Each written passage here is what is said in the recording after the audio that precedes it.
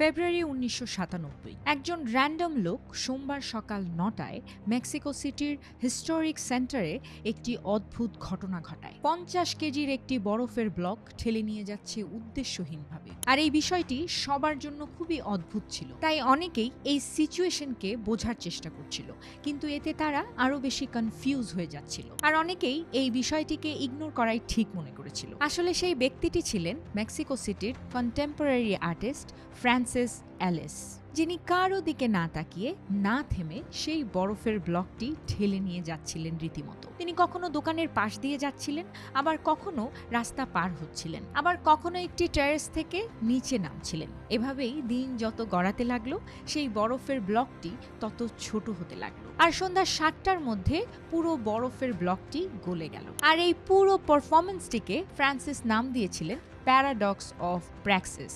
এটি একটি দার্শনিক ধারণা যা বোঝায় এটা জরুরি নয় যে আপনি কোথাও চেষ্টা করলে তার ফল অবশ্যই দেখতে পাবেন।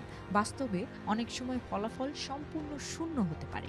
যেমন অনেক সময় সম্পর্কের ক্ষেত্রে নিজের 100% দেওয়ার পরেও অনেকের হাতে আসে শুধু বিচ্ছেদ।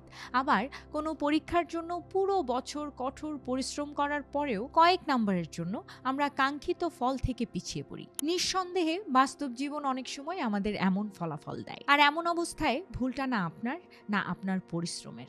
অনেক সময় ভুলটা হয় শুধু সময়ের। আর এই সময়ের সবচেয়ে ভালো দিকটা কি জানেন? একদিন সময় ঠিকই বদলায়।